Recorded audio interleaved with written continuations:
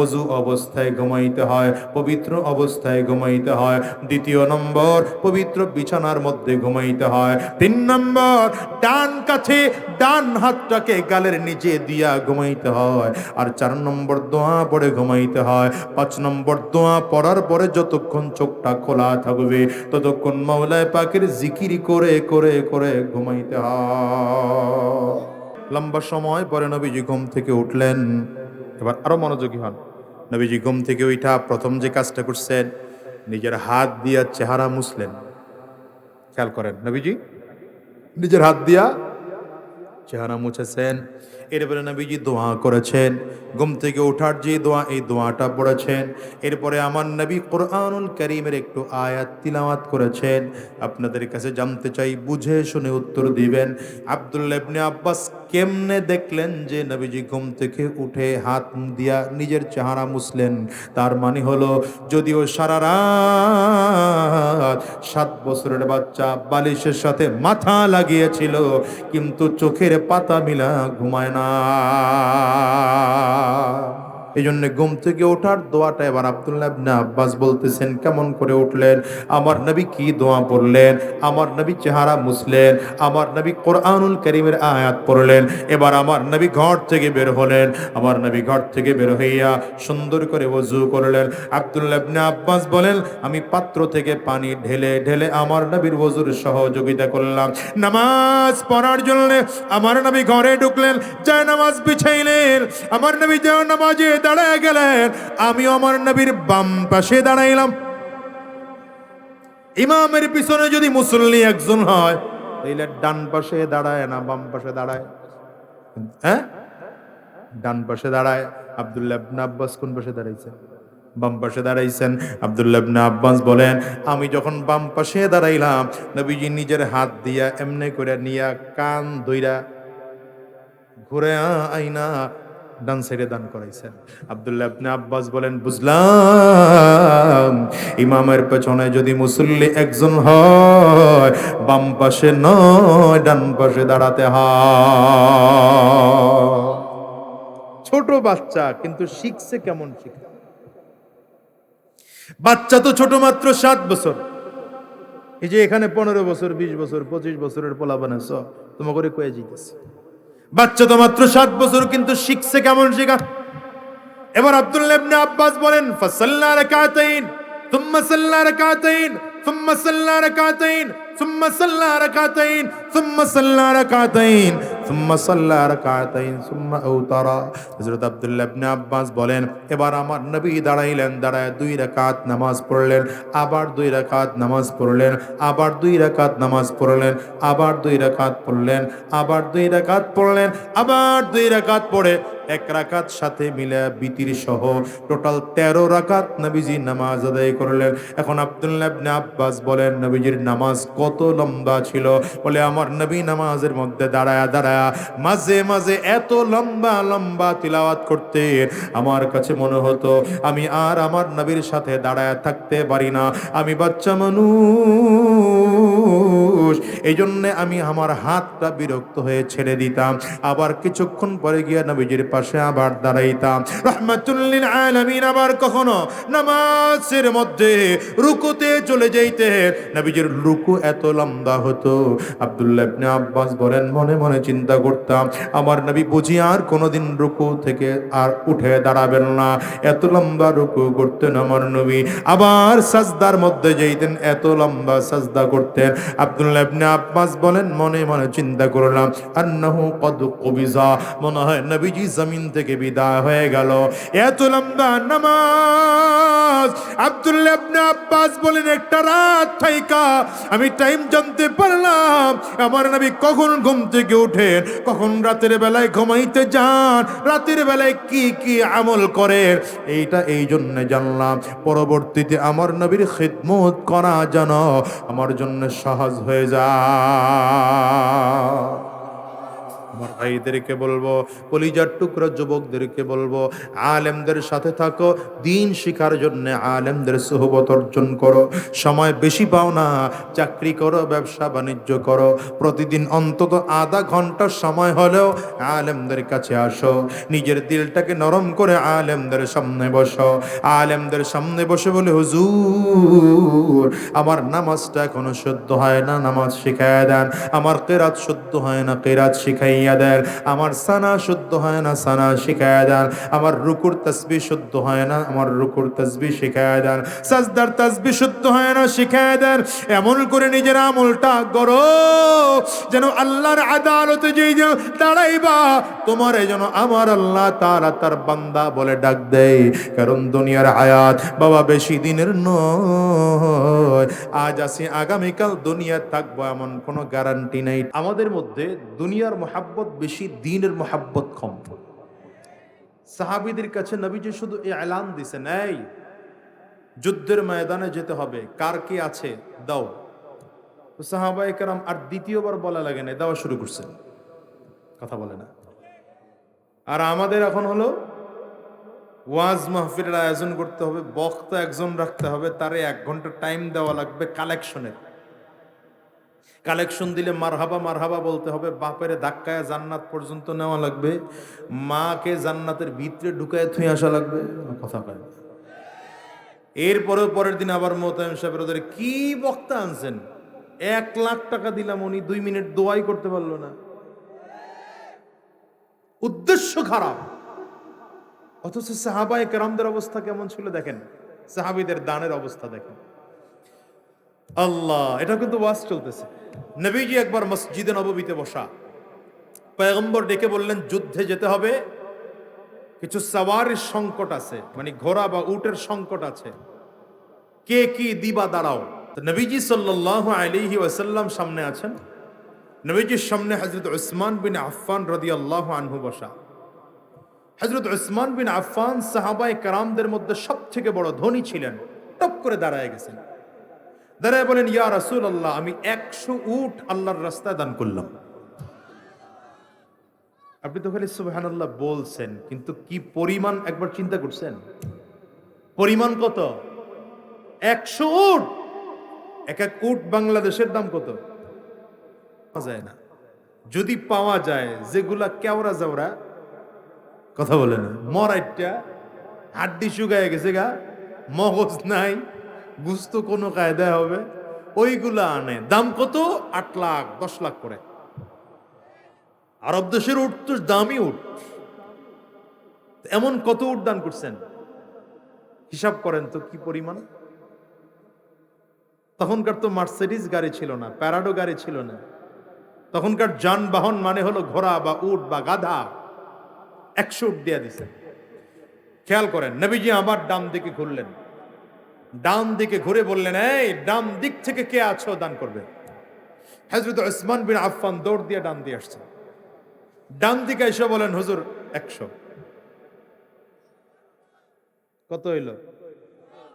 নবীজি এবার চেহারা বাম দিকে ঘুরাইলেন, বাম দিকে ঘুরিয়ে বললেন, বাম দিক থেকে কে আছো আল্লাহর রাস্তায় দান করবে। হযরত উসমান রাদিয়াল্লাহু আনহু আবার বাম দিকে এসে দৌড়ে ডাক দে, হুজুর 100। কত হইল? এবার আমার নবীজি বলতে বাধ্য হলেন যে উসমান ব্যতীত অন্য কে কি দান করবে বলো। এটা হলো সাহাবায়ে কেরামদের দানের অবস্থা। আর আপনার আমার দান হলো এমন, 5 টাকার নোট মুট করে যে বসে, দেখি কতক্ষণ কালেকশন চলে। কালেকশন শেষ শেষ একেবারে শেষ, হাত ঘামায়া শীতের দিনে টাকা ভিজে গেছে গা, টাকার দিকে তাকায় কানতে পারো।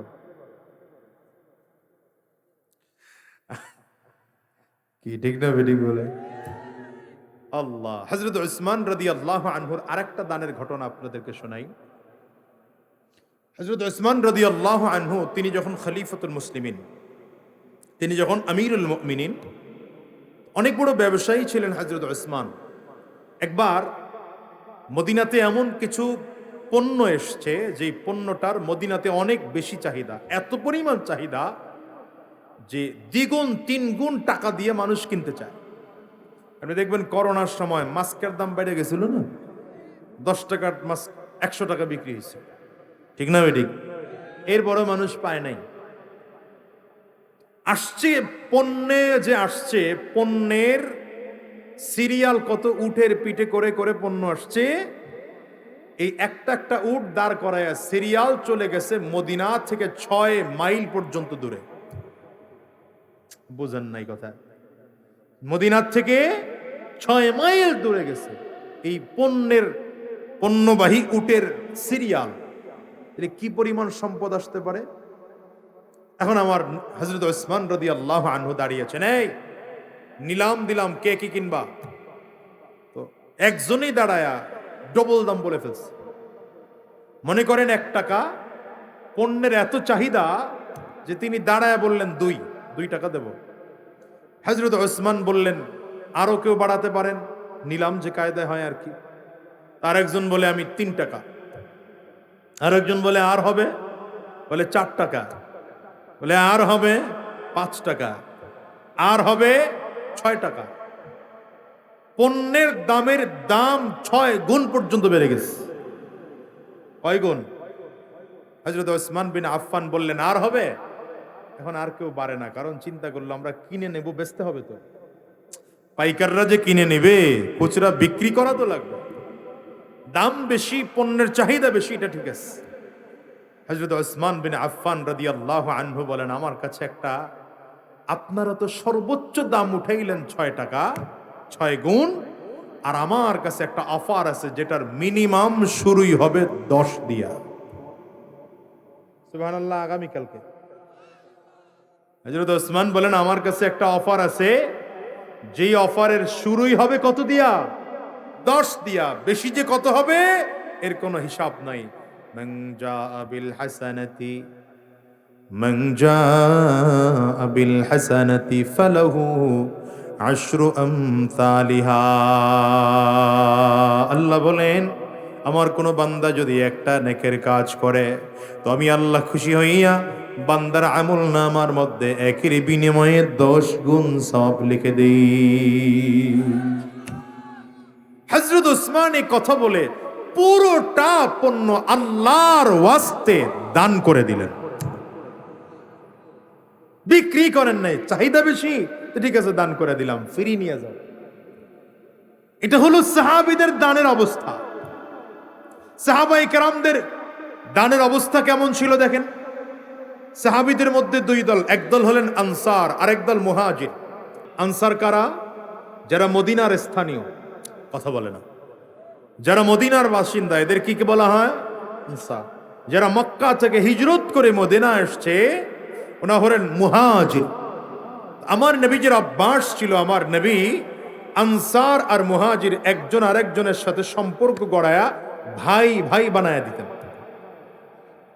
তেমন করে একজন মুহাজির সাহাবী এসেছেন মক্কা থেকে, ফজরের নামাজের পরে আমার নবী মুহাজির সাহাবীকে দাঁড় করালেন, এই আমার এই সাহাবী মক্কা থেকে হিজরত করে এসছে, তোমাদের মধ্যে এমন কে আছো আমার এই সাহাবীকে ভাই বানায় নিবা? একজন মুহাজির সাহাবীকে ভাই বানায় নিলেন আনসার সাহাবী, হুজুর আমি তৈয়ার আছি। এখন দেখেন, বাসায় নিয়ে গেলেন, খুব খেয়াল করেন, বাসায় গিয়ে কি করলেন? এই আনসার সাহাবীর একাধিক বিবি ছিল। কত বিবি ছিল? এর মধ্যে সব থেকে যে সুন্দরী, সব থেকে যে বুদ্ধিমতী, এমন একজন বিবিকে তিনি তালাক দিলেন।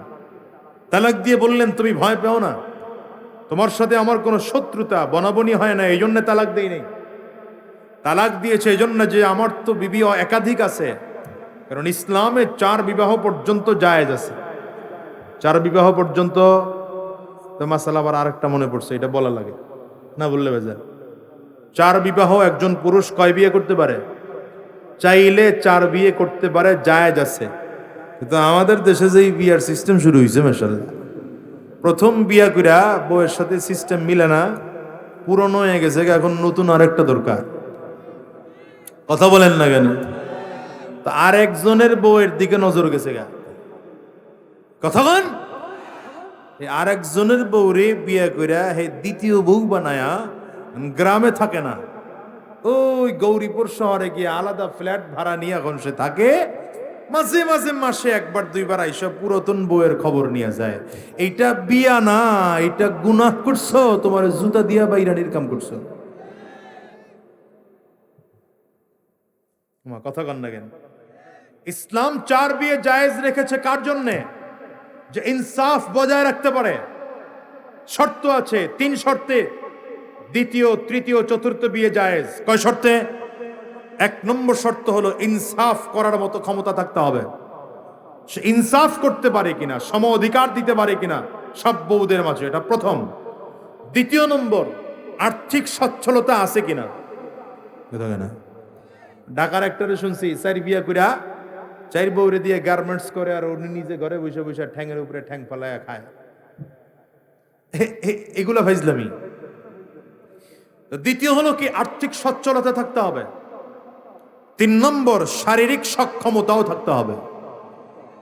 যদি এই 3টার দিক থেকে দেখা যায় যে না, আমার এক বিয়ে এক বিবি দিয়ে হয় না, আমার আরো বিবি দরকার, সেক্ষেত্রে আপনি ইনসাফ ঠিক রেখে দ্বিতীয় বিয়ে করা আপনার অনুমতি আছে, কিন্তু ওইটার পিছনে দৌড়াইতে কয় নাই। কিন্তু কথা বুঝাইতে পারলাম?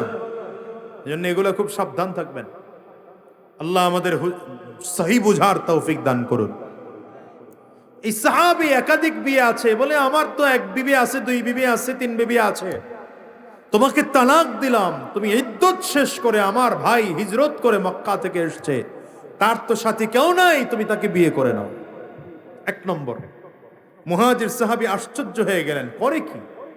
এবার এসে নিজের ঘরটাকে সমান করে 2 ভাগ করেছেন, সুতা ধরে সমান করে 2 ভাগ করে বললেন, ভাই তোমার কোন ভাগ পছন্দ বলো, যে ভাগ তোমার পছন্দ তোমার ভাগ তুমি আগে নিয়ে নাও।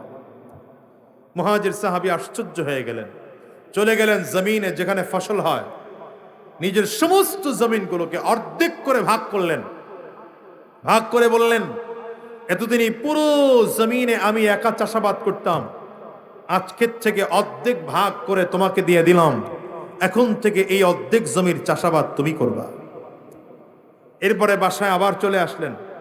বাড়িতে এসে নিজের জমানো অর্থ সম্পদ, গয়না, স্বর্ণ, রূপা যা আছে সব সামনে এনে নিজের হাতে সমান করে 2টা ভাগ করে বললেন, ভাই এই আমার সমস্ত সম্পদ 2 ভাগ করলাম, এখান থেকে অর্ধেক তোমার, অর্ধেক আমার, যেই ভাগ তোমার পছন্দ হয় তোমার ভাগ তুমি নিয়ে নাও, এরপরে আমার ভাগ আমি নেব।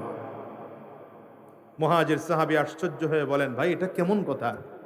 আপনার ঘর, আপনার বাড়ি, আপনার জমিন, আপনার সম্পদ, আপনার সবকিছু, আপনার বিবি, আমার জন্য আপনি সব ত্যাগ করে আমাকে অর্ধেক অর্ধেক করে দিয়ে দিচ্ছেন কেন? কারণ কি? বলে, দেখো না রাসূলুল্লাহ সাল্লাল্লাহু আলাইহি ওয়াসাল্লাম তোমার সাথে আমার সাথে সম্পর্কে ভাই ভাই বানায়া দিলেন, তাই এখন থেকে তুমি আমার আপন ভাই। আমার বাবার সম্পত্তি এতদিন আমি একা ভোগ করেছি, এখন থেকে আর একা নয়, আমরা 2 ভাই মিলে সমান করে ভোগ করব। কিন্তু যেহেতু ভাগ করেছি আমি আগে নিতে পারি না, ভাগ করলাম আমি, আগে নিবা তুমি। এটা হলো ইসলাম। বলেন এবার এই সাহাবীর কাছ থেকে শিক্ষা গ্রহণ করে পারবেন? আপনাকে আল্লাহ তাআলা 1 একর জমির মালিক বানায় দিয়েছে, পারবেন ইসলামের জন্য 10% দিয়ে দিতে? আপনাকে আল্লাহ তাআলা বিশাল বাড়ির মালিক বানিয়েছেন, পারবেন সেখান থেকে একটা রুম যে এটার ভাড়া মাদ্রাসার জন্য দিয়ে দিলাম, এটার ভাড়া মসজিদের জন্য দিয়ে দিলাম, পারবেন? এটা ইসলাম কায়েম হবে কোথা থেকে? কোথা থেকে ইসলাম কায়েম হবে? মাদ্রাসাওয়ালাদের হালাত এত গরিব হবে কেন? মসজিদ ওয়ালাদের হালাত এত গরিব হবে কেন যে 5 টাকা আর 10 টাকা দিয়া মাদ্রাসায় চান্দা তুলে তুলে এরপরে ছাত্র পড়াতে হবে? না, মাদ্রাসাওয়ালা গরিব নয়, মসজিদওয়ালা গরিব নয়, মাদ্রাসা সব থেকে ধনী, মসজিদ সব থেকে ধনী। আপনার আমার উচিত হলো আপনার আমার ঘরটার জন্য যেমন ফিকির করি, মাদ্রাসার জন্য তেমন করে ফিকির করা, ঘরের জন্য যেমন ফিকির করি মসজিদের জন্য তেমন করে ফিকির করা। আমার ঘরে 1 বস্তা চাউল কিনি, মাদ্রাসার জন্য 1 বস্তা চাউল কিনার ফিকির আমার মধ্যে থাকা দরকার, কারণ আমি মুসলমান। আমার ইনকামের মধ্যে গরিবের হক আছে, আমার ইনকামের মধ্যে সমাজের হক আছে, আমার ইনকামের মধ্যে মাদ্রাসার হক আছে, আমার ইনকামের মধ্যে মসজিদের হক আছে। আমার ইনকাম থেকে গরিব পাবে, সব আল্লাহ আমারই খাওয়ার জন্য দেন নাই, সব আল্লাহ আমারই খাওয়ার জন্য দেন নাই। এই যে আমি এলাকায় নির্বাচন করার কারণে বহুত টাকা খরচ হইতেছে, তো টাকা খরচ হইলে মাঝে মাঝে মেজাজ খারাপ হয়ে যায়।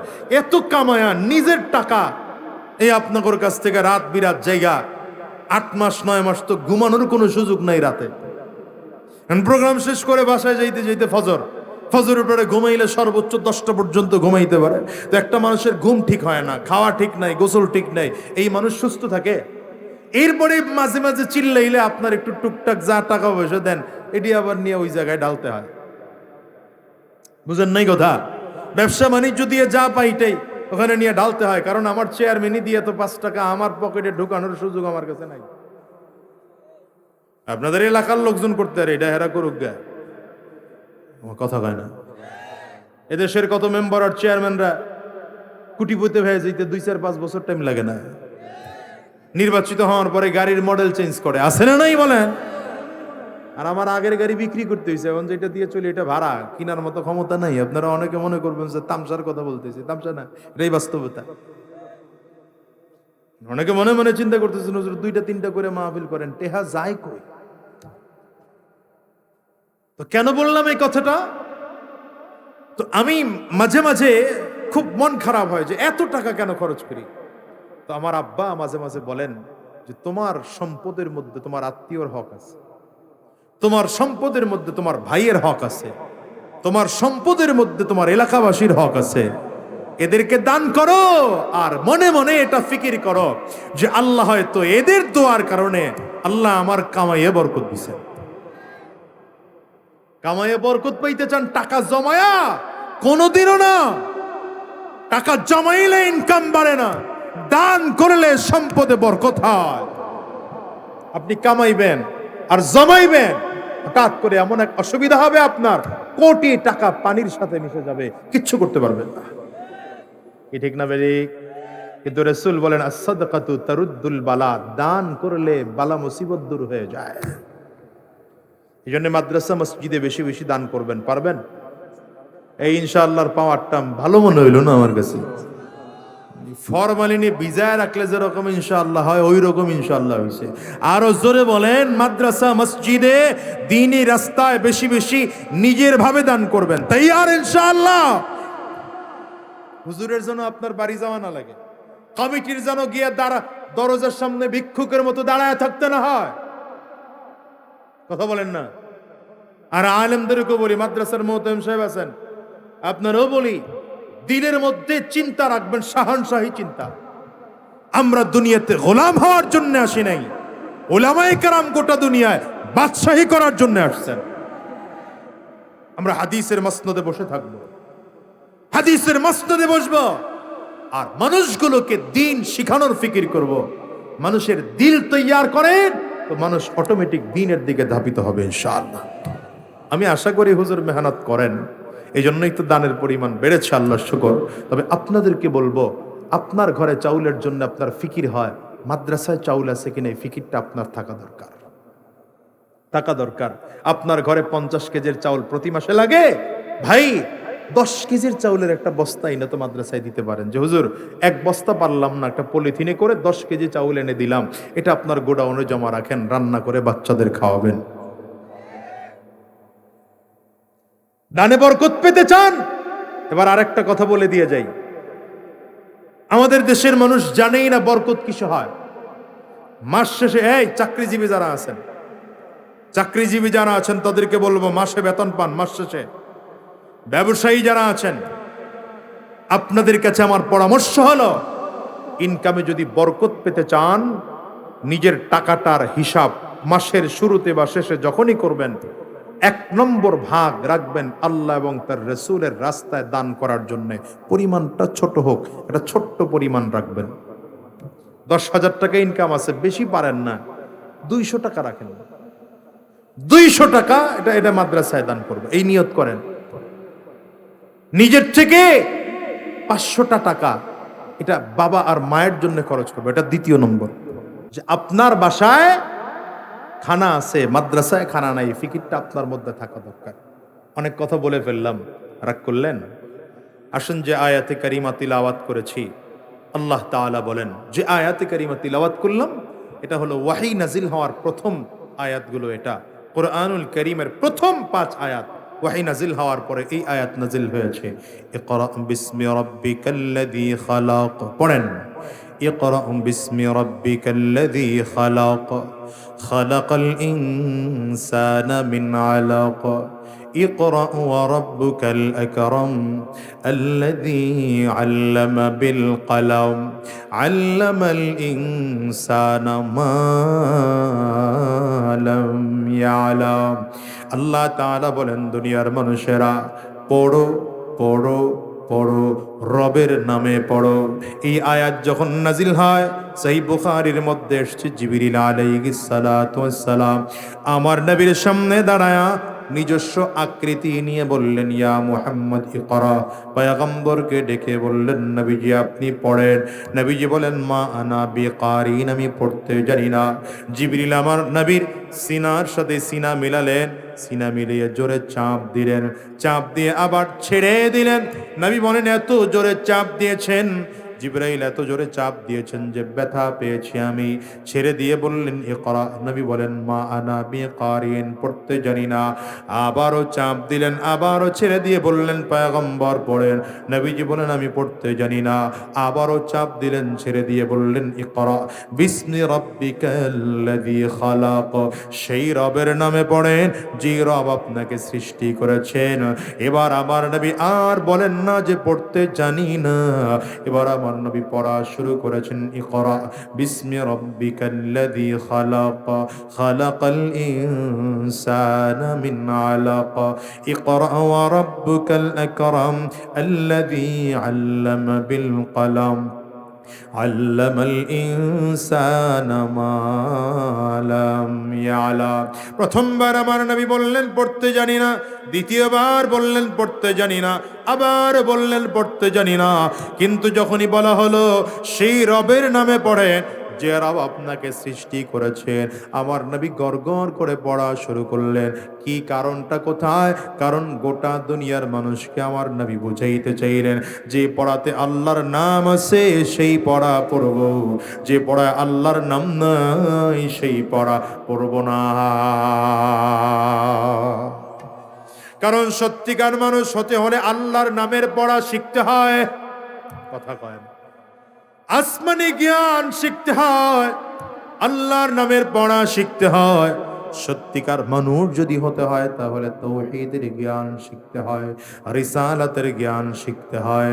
এই জন্য আমি বলি একজন মানুষ দুনিয়ার লাইনে বিশাল বড় শিক্ষিত, কিন্তু তার মধ্যে আসমানি জ্ঞান নাই, তাওহীদের জ্ঞান নাই, রিসালাতের জ্ঞান নাই, এই মানুষটা দুনিয়ার মধ্যে সব থেকে মূর্খ মানুষ। আর একজন মানুষের মধ্যে দুনিয়ার কোনো জ্ঞান নাই কিন্তু তাওহীদের জ্ঞান আছে, রিসালাতের জ্ঞান আছে, কোরআন ও সুন্নাহর জ্ঞান আছে, আমার আল্লাহ পাকের কোরআনের ভাষায়, এই মানুষটা গোটা দুনিয়ার মধ্যে শ্রেষ্ঠ মানুষ। ঠিক না? আপনি কোরআন শিখেন না, এখনো মানুষই হইতে পারেন নাই। কারণ এই দেশে অনেক ডাক্তার এমন পাওয়া যায়, ডাক্তার নামের ডাকাত আছে না নাই জোরে বলেন। যখন অপারেশনে থিয়েটারে রোগীর ঢুকায়, অপারেশন থিয়েটারে ঢুকানোর আগে বলে 50,000 হলেই চলবে, অপারেশন থিয়েটারে ঢুকায় বলে 1.5 লাখের নিচে হবে না। ডাক্তার ঠেকায়া টাকা কেন নিল? কারণ তার মধ্যে দিন শিক্ষা নাই, এই জন্যে ডাক্তার নামে ডাকাত হয়েছে। আমার দেশে অনেক ইঞ্জিনিয়ারকে পাওয়া গেছে, এই ইঞ্জিনিয়ার সাহেব রডের পরিবর্তে বাঁশ দিয়েছে। কথা কয় না, দিছে না দেয় নাই? কেন রডের পরিবর্তে বাঁশ দিল? কারণ তিনি ইঞ্জিনিয়ার সম্পর্কে ভালো লেখাপড়া করেছে, কিন্তু দিন শিক্ষা গ্রহণ না করার কারণে ইঞ্জিনিয়ার সাহেব মানুষ হইতে পারে না। এদেশের হাজারো অ্যাডভোকেট আছে, যে অ্যাডভোকেট সাহেবদের অবস্থা হলো এমন, যে অ্যাডভোকেট সাহেব একটা মামলা 1 দিন বা 2 দিনেই ক্লিয়ার করা যায়, কিন্তু অনেক অ্যাডভোকেট এমন আছে 1 বছর 2 বছর 3 বছর ধরে একই মামলা গোড়ায়। বাদীর কাছ থেকে টাকা খরচ হয়ে গেল 5 লাখ, বিবাদীর কাছ থেকে খরচ হলো 7.5 লাখ, জমিন মাত্র 1% জমিনের দাম হলো মাত্র 1.5 লাখ। আছে না নাই? 1.5 লাখ টাকার জমির জন্য বাদির গেছে কত, বিবাদীর কত। এরপরে দুইজনে মিলা কয় লাভ নাই, মামলা দিয়ে লাভ নাই, আয় না তুই আর আমি মিলে যাই, আমরাই সমাধান করে ফেলি। এই যে অ্যাডভোকেট 3 বছর 2 বছর ধরে ঘুরাইলো, এর কারণটা কি? এর মূল কারণ হলো যদিও তার মধ্যে আইন সম্পর্কে জ্ঞান আছে, কোরআনের জ্ঞান তার মধ্যে নাই। ঠিক কিনা বলো? কিন্তু আলেমকে আপনি দেখবেন গোটা সমাজের আলেমদের মধ্যে চরিত্রহীন মানুষ খুঁজে পাওয়া যায় না, ধোঁকাবাজ মানুষ পাওয়া যায় না, বরঞ্চ এরা জাতিকে গঠন করার জন্য খুব সূক্ষ্ম সূক্ষ্ম কাজ করে। ঠিক না বেঠিক বলেন? এই তো আপনারাই হুজুরদেরকে রাজাকার বলে গালি দেন, জঙ্গি বলে গালি দেন, উগ্রবাদ বলে গালি দেন, আল বদর বলে গালি দেন, আল কায়দা বলে গালি দেন। আছে না নাই? জোরে আওয়াজ করে চিল্লায় বলেন। অথচ আমরা হুজুররাই তো আপনাদের কাছে দ্বীনের দাওয়াত নিয়ে আসি, ইসলামের দাওয়াত নিয়ে আসি, কোরআনের কথা বলার জন্য বারবার আপনাদের কাছে আসি। কেন আসি মানুষ জানো? একটাই মাত্র কারণ, তুমি আর আমি সবাই মিলে মানুষের মতো মানুষ হইয়া আল্লাহর বান্দা হয়ে যেন জমিন। এই বাবা, শিক্ষার কোনো বয়স নাই, দিন শিখো, শিক্ষার কোনো বয়স নাই। মুরব্বী হয়ে গেছো, দিন শিখো।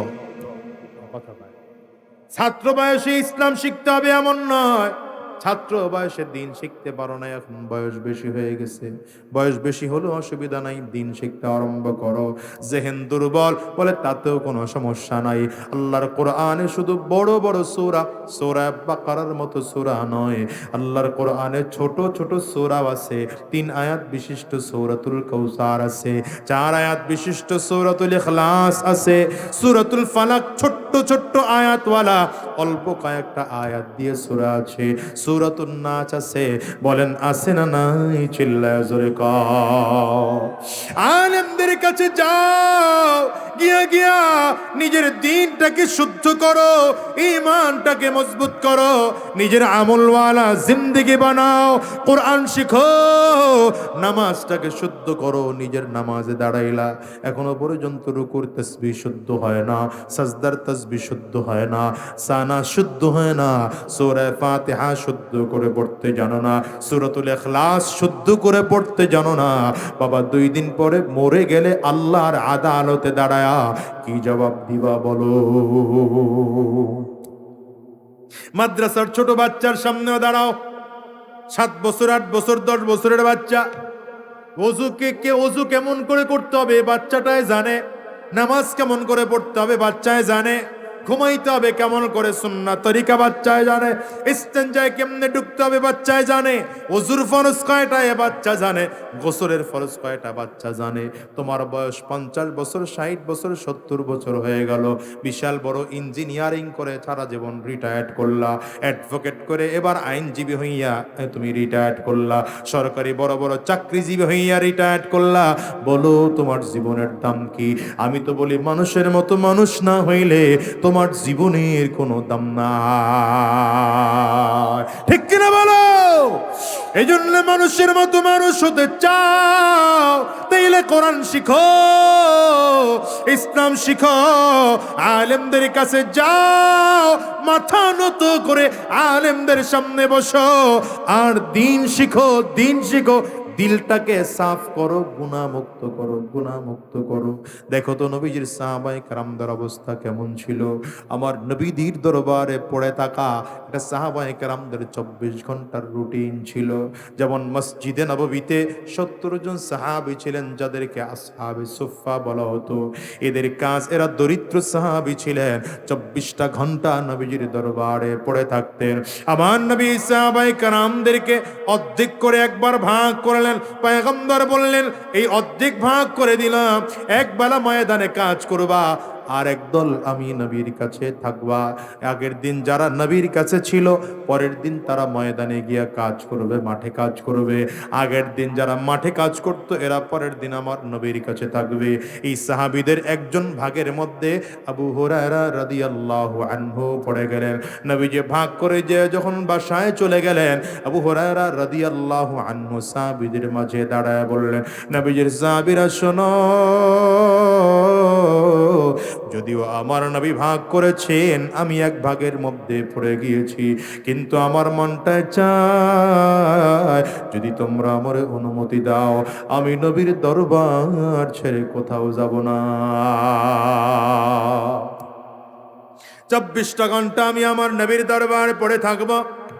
অন্যান্য সাহাবীরা আনন্দিত হয়ে ডেকে বলেন, আবু হুরায়রা, তুমি যদি আমার নবীর কাছে থাকো তো কোনো অসুবিধা নাই, কিন্তু আমাদের শর্ত হলো নবীজি সারাদিন যা বয়ান করবেন এগুলো আমরা সন্ধ্যার পরে আসলে আমাদেরকে শোনাইবা। আবু হুরায়রা বলেন, অসুবিধা নাই, শুনবো, কিন্তু তারপরেও নবীর দরবার ছেড়ে আমারে যাইতে বলবা না। আর তোমার আমার অবস্থা কি কও? আলেমদের দেখলে চান্দি গরম হয়ে যায়, কথা বলেন। হুজুর দেখলে মেজাজ গরম আছে না নাই, জোরে বলেন। আলেমদের দ্বারে কাছেও যায় না। আর যদি মোটামুটি টাকাওয়ালা হইতেই পারে, ক্ষমতাওয়ালা যদি হইতেই পারে, তাহলে মাদ্রাসার বারান্দায় হাঁটে আর বুকটারে টান করে কপালটা উঁচু করে কয়, হুজুর আর কিছু লাগবে নি, তাহলে দান করে দিয়ে যেতে পারি। আপনার দানের অপেক্ষায় মাদ্রাসা নয়, আপনি দিন শিখেন, এই জন্যই মাদ্রাসা। কয় বছরের সাহাবী? নাম হলো আব্দুল্লাহ ইবনে আব্বাস রাদিয়াল্লাহু আনহু। কে আব্দুল্লাহ ইবনে আব্বাস জানেন? যিনি রুঈসুল মুফাসসিরিন, সাহাবায়ে কেরামদের মধ্যে সবথেকে বড় মুফাসসির। এই যত তাফসীরের কিতাব লেখা দেখেন, সব তাফসীরের কিতাবের মুফাসসিরিনদের মূল উস্তাদ হলেন আব্দুল্লাহ ইবনে আব্বাস রাদিয়াল্লাহু আনহু। অথচ আব্দুল্লাহ ইবনে আব্বাস নবীজি ইন্তেকালের সময় তার বয়স ছিল মাত্র 13 বছর। সুবহানাল্লাহ, আগামী বছর করবেন। নবীজির ইন্তেকালের সময় বয়স কত? মাত্র 13। তাহলে 13 বছরের মধ্যে আমার নবীর কাছ থেকে কি পরিমাণ ইলম শিখেছেন যে রুঈসুল মুফাসসিরিন হয়েছেন মিয়া, চিন্তা করতে পারেন?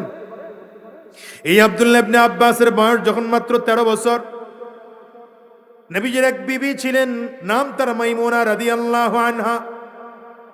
তিনি আব্দুল্লাহ ইবনে আব্বাস রাদিয়াল্লাহু আনহুর খালামণি ছিলেন, খালা ছিলেন। একবার এসে খালামণির সামনে দাঁড়ায় ডাক দেয়, খালামণি,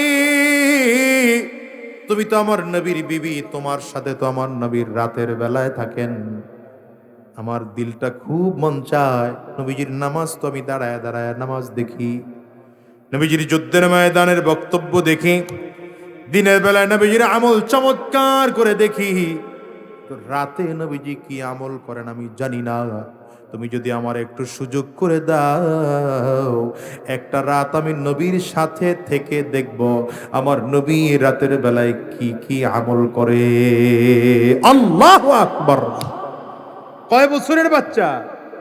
7 বছর আছে। 7 বছরের বাচ্চা আছে।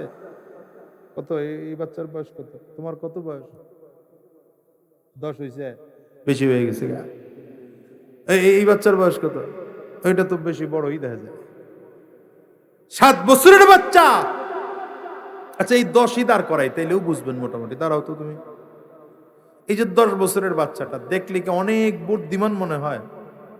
কথা কয় না মানুষগুলা, অনেক বুদ্ধিমান মনে হয়। রাষ্ট্রের দায়িত্ব মাইত্ব দিলে চালাইতে পারবো না কেন? এই যে এখন ক্রীড়া মন্ত্রণালয় খালি আছে, দায়িত্ব দিলে কথা কয় না, পারবে না না। কিন্তু এই ছোট্ট বাচ্চা, এর থেকেও বয়স কম, বসো, এর থেকেও বয়স কম আব্দুল্লাহ ইবনে আব্বাসের, কিন্তু তার দিলের চাহিদা কেমন যে রাতের অন্ধকারে নবীজি কি কি আমল করে, আব্দুল্লাহ ইবনে আব্বাসের মন চায় যে ওই আমলটাও দেখব। হযরত মাইমুনা রাদিয়াল্লাহু আনহা বলেন, ঠিক আছে, আমি তো আসলে নবীজিরে সব সময় পাই না, 8 দিন পরে পরে একদিন পাই। যেদিন আমার কাছে নবী আসবেন তোরে আগে জানায় দিব, টাইম মতো আইসা পড়িস। সুবহানাল্লাহ, কয় না? আব্দুল্লাহ ইবনে আব্বাস প্রতিদিন ফজরের নামাজ পড়ে গিয়া জিগায়, খালামণি আজকা? কয় না। আবার গিয়া জিগায়, আজকা? কয় না। একদিন নিজেই হযরত মাইমুনা রাদিয়াল্লাহু আনহাই ডাক দিছেন, এই যদি নবীজির সাথে একটা রাত থাইকা দেখতে হয় কি আমল করে, আজকে আইসা পড়িস। বলেন না সুবহানাল্লাহ, বলেন না মিয়া। এগুলো সুবহানাল্লাহর জায়গা। চুপ করে বসে রয়েছেন খালি। আব্দুল্লাহ ইবনে আব্বাস 7 বছরের বাচ্চা এশার নামাজ শেষ করে আর বাড়ি যায় নাই। নবীজি ঘরে ঢোকার আগেই উনি এসে উপস্থিত। নবীজি ঘরের মধ্যে ঢুকে দেখেন ছোট্ট এক মেহমান। বড় মেহমান না ছোট? নবীজি খুব মজা করে মেহমানরা আদর করলেন। আব্দুল্লাহ ইবনে আব্বাস বলেন, এখন ঘুমাইতে যাবেন। কেমন করে ঘুমাবেন? নবীজির ঘর, বালিশ একটা, মানুষ তো 3 জন। কয়টা বালিশ বলেন না? সরওয়ারে দো জাহানের বাড়িতে একটাই মাত্র বালিশ। আর আমার নেতা করতে মাশাআল্লাহ অভাব নাই। কথা কয় না? এই বাংলাদেশ থেকে ওই 17 বছরে 28 লক্ষ কোটি টাকা পাচার করছে। এরপরেও মন ভরে নাই, আরো ক্ষমতায় থাকতে চেয়েছিল, এই জন্য 24-এ আবার বসছিল। কথা কয় না কেন? মাশাআল্লাহ আমার দেশের ছাত্ররা, আন্দোলনরত ছাত্ররা এত পাওয়ারফুল যে দুপুরে খানা পাকাইছে কিন্তু খাওয়ার সুযোগ দেয় না। ঠিক না? 28 লক্ষ কোটি টাকা আমার দেশ থেকে পাচার করেছে ওরা। এই দেশটারে ফাঁকা বানায় ফেলাইছে মিয়া। দেশের রিজার্ভ ফান্ড কত জানেন? বর্তমানে রিজার্ভ ফান্ড 5 লক্ষ কোটির নিচে, আর সেখানে ওরা পাচার করছে 28 লক্ষ কোটি টাকা। আপনি চিন্তা করেন রিজার্ভ ফান্ডের কত গুণ বেশি, 5 গুণ 6 গুণ টাকা বেশি এদেশ থেকে শুধু পাচার হইছে। এ দেশটারে আপনি উন্নয়ন করবেন কেমনে? স্বাধীনতার 54 বছর হয়ে গেল, এদেশ থেকে এখনো দরিদ্র মানুষগুলো খাবার পায় না। মানুষ কাক কুকুরের সাথে ডাস্টবিনে বসে এখনো মানুষ খাবারের জন্য ওই ময়লার টাঙ্কিতে বসে বসে খাবার পায়। কি কথা বলেন না? ঠিক না বেটি? আমার দেশের গুটি কয়েক চোর আর বাটপার আর চিটার গুলো এদেশের টাকাগুলো পাচার করে করে বিদেশ নিয়ে যায়। ঠিক কিনা করে বলেন? তবে আমরা 24-এর পরের বাংলাদেশে এমন চোর দেখতে চাই না, এমন ডাকাত দেখতে চাই না। আগামীর বাংলাদেশ ইসলামের বাংলাদেশ হবে, আগামীর বাংলাদেশ কোরআনের বাংলাদেশ হবে, আগামীর বাংলাদেশ ইনসাফের বাংলাদেশ হবে। প্রয়োজনে আবার রক্ত দেব ইনশাআল্লাহ, প্রয়োজনে আবার জীবন দেব। কারা কারা তৈয়ার আছো? 2 হাত উঁচা করে দেখাও। রাগ করলেন? অসুবিধা হয়? সমস্যা হয়? আল্লাহ জাতিটারে বুঝার তৌফিক দান করুন। 500 টাকার নোট খায়া দৌড় দিয়েন না খালি আরেক দিকে। আমাদের দেশের জাতি তো মাশাআল্লাহ খুব ভালো। 500 টাকার নোট পাইলে কি দৌড়! আরে বাবা, বিকাল 4টে বাজে তখনও দেখায় হুজুর এই যে ভোট দেয় নাই আর কি, না আঙ্গুলে ছাপ লাগে নাই আর কি, ভোট দেয় না। দাম বাড়ায় কয়ে গেছে ওই প্রার্থী 1200 কয়ে গেছে, তাই দেই নাই।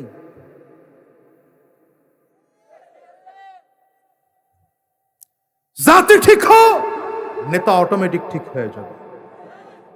জাতি খারাপ, এজন্য নেতা খারাপ। আমার দেশের জাতি যদি ভালো হয়ে যেত, নেতাগুলা জুতার বাড়ির ঠেলায় অটো ভালো হয়ে যেত। রাগ করতেছেন? করেন কারা? আমি খালি মেন রোডে উঠতে পারলে।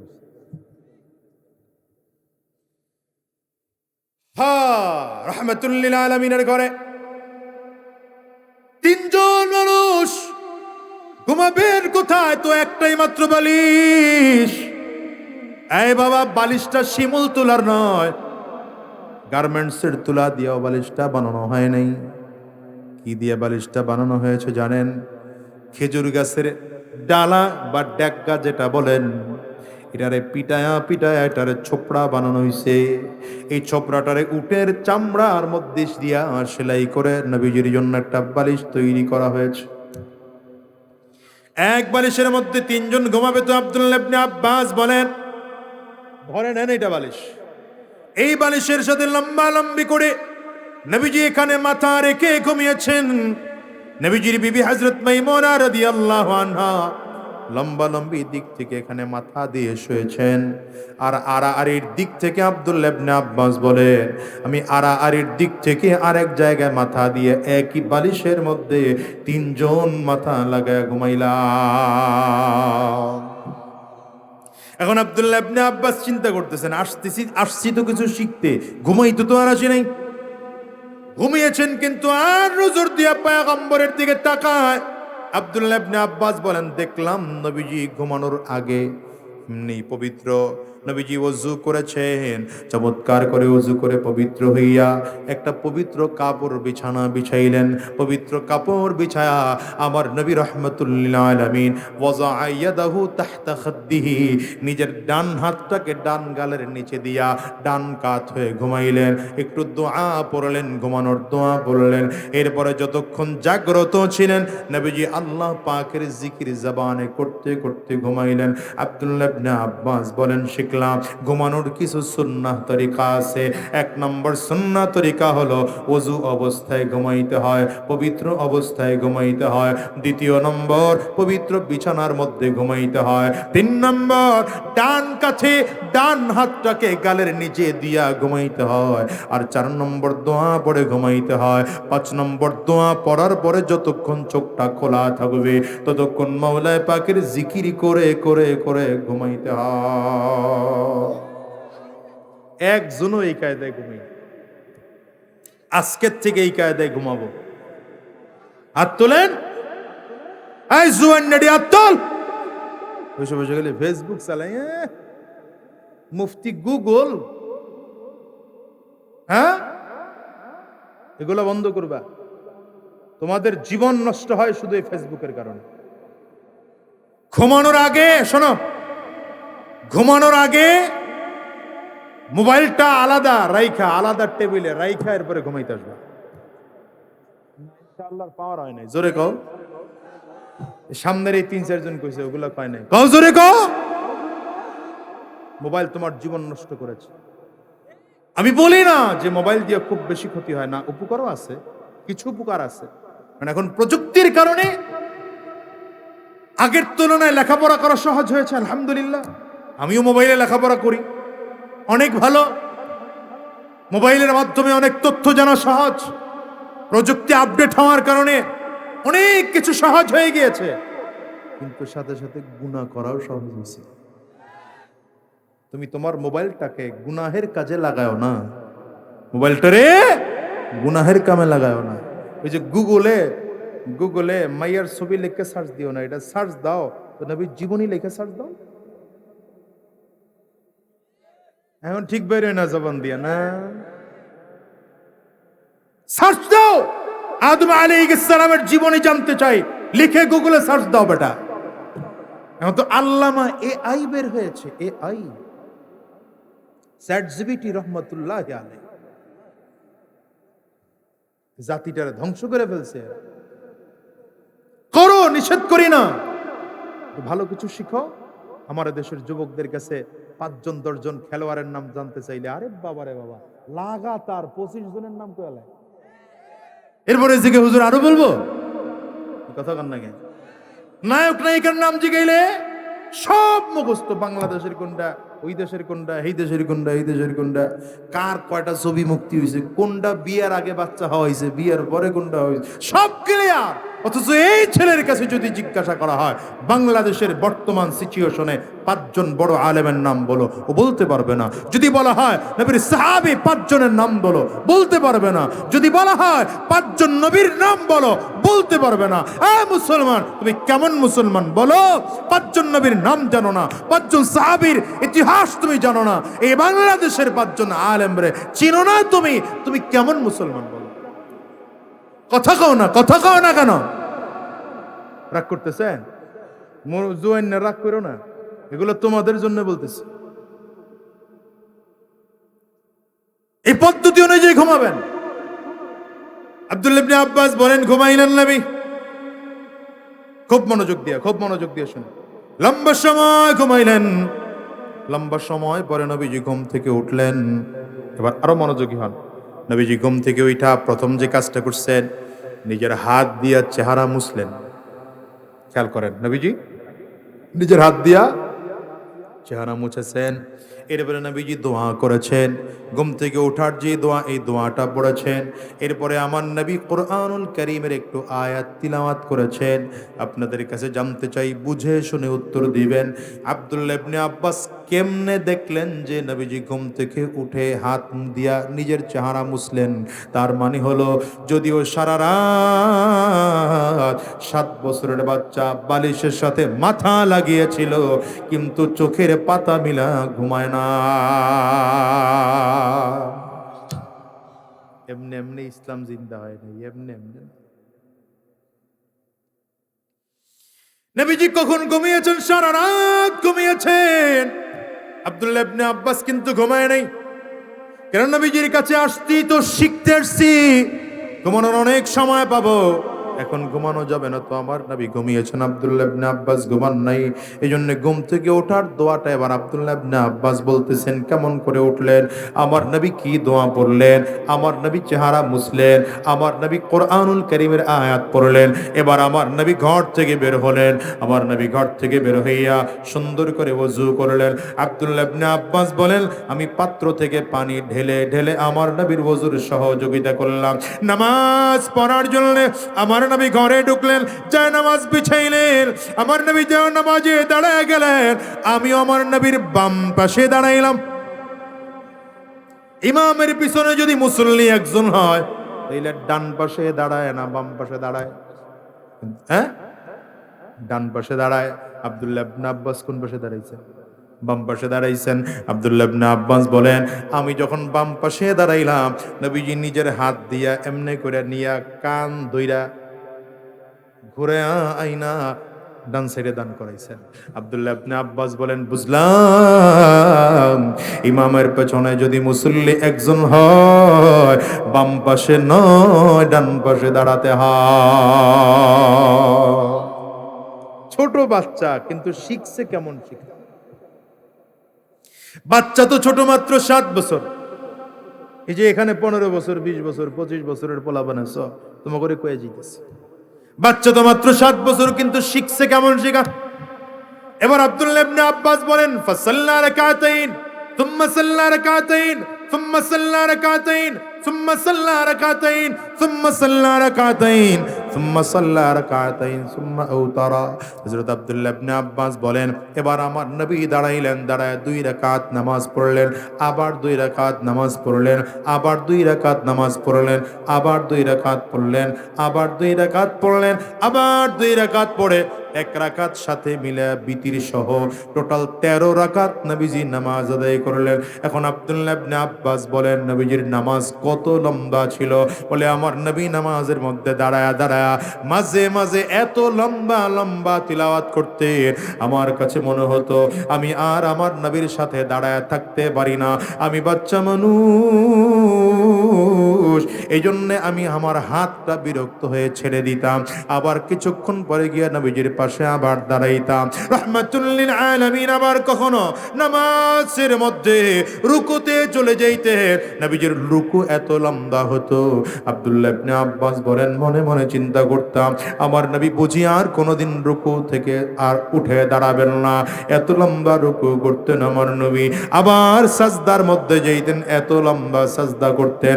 আব্দুল্লাহ ইবনে আব্বাস বলেন, মনে মনে চিন্তা করলাম, আন্নাহু কদ কুবিজা, মনে হয় নবীজি জমিন থেকে বিদায় হয়ে গেল, এত লম্বা নামাজ।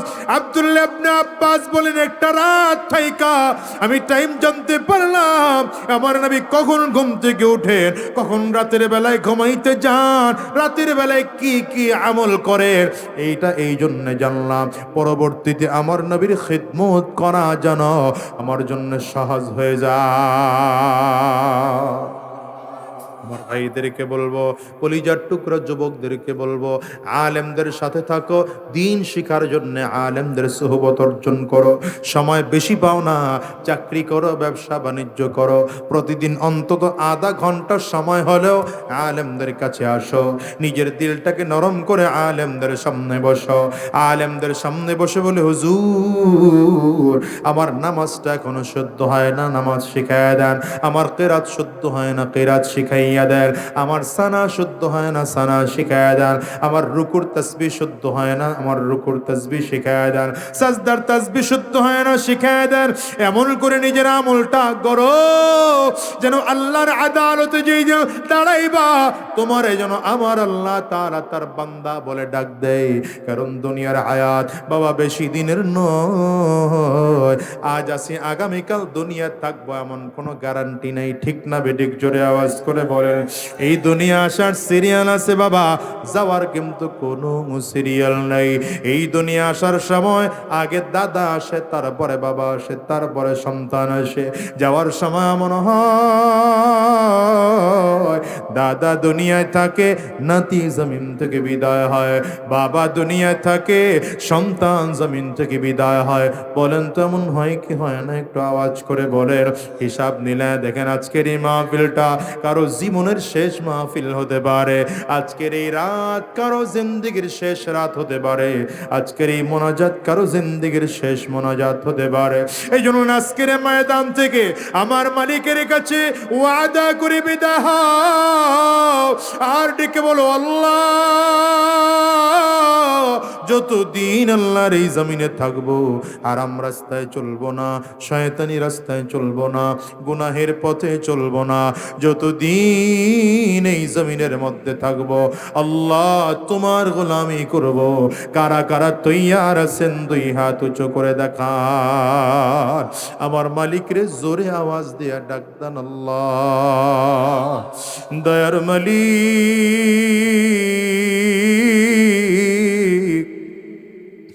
সবাই মিলে ওয়াদা করলাম আর হারাম রাস্তায় চলবো না, শয়তানি রাস্তায় চলবো না, গুনাহের পথে চলবো না। যতদিন এই জমিনে থাকব তোমার দিন শিখে শিখে দিনদার হব, ইমানদার হব, কোরআনওয়ালা হব। আল্লাহ তুমি কবুল করে নাও, কবুল করে নাও। চিল্লা বলো আমিন। আলহামদুলিল্লাহি রাব্বিল আলামিন, আলহামদুলিল্লাহি রাব্বিল আলামিন। والصلاة والسلام على سيد الأنبياء والمرسلين. ربنا ظلمنا أنفسنا وإن لم تغفر لنا وترحمنا لنكونن من الخاسرين. ও দয়ার মালিক,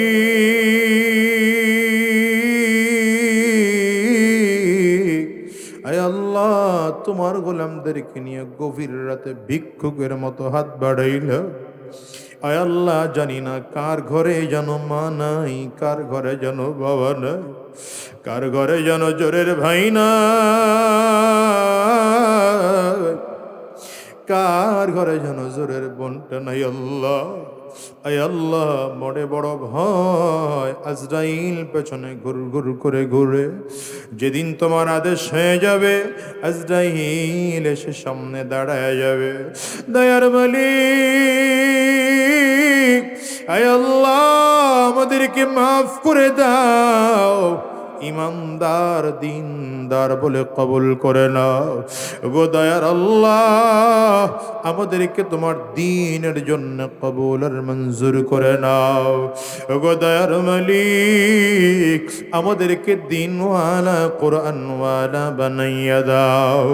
দয়ার আল্লাহ আজকের এই মজলিসের মধ্যে যারা হাজির হইল, হায় আল্লাহ আমরা বড় গুনাহগার, গুনাহগার বলে হাত খালি ফিরাইয়া দিও না আল্লাহ, বেঈমান বলে তাড়াইয়া দিও না আল্লাহ, নাফরমান বলে তাড়াইয়া দিও না আল্লাহ। মেহেরবানি করে জিন্দেগির গুনাহগুলো মাফ করে দাও। জীবনে যত গুনাহ করেছি জেনে না জেনে, বুঝে না বুঝে, ইচ্ছায় অনিচ্ছায়, গোপনে প্রকাশ্যে, দিনে রাতে, সব গুনাহ থেকে মাফ চাই, মেহেরবানি করে মাফ করে দাও। আয় আল্লাহ মেহেরবানি করে জিন্দেগির গুনাহ খাতাগুলো মাফ করে দাও। রব্বি করিম, আমাদের অনেকের মা বাবা জমিন থেকে বিদায় হয়ে চলে গেছে, আব্বা আম্মার কবরগুলো জান্নাতের টুকরা বানায় দাও। যাদের আব্বা আম্মা বেঁচে আছেন হায়াত বাড়ায় দাও, বেশি বেশি করে আব্বা আম্মার খেদমত করার তৌফিক দিয়ে দাও। আয় আল্লাহ, যেই মাদ্রাসার উদ্যোগে মাহফিল, এই মাদ্রাসাকেও তুমি কবুল করে নাও।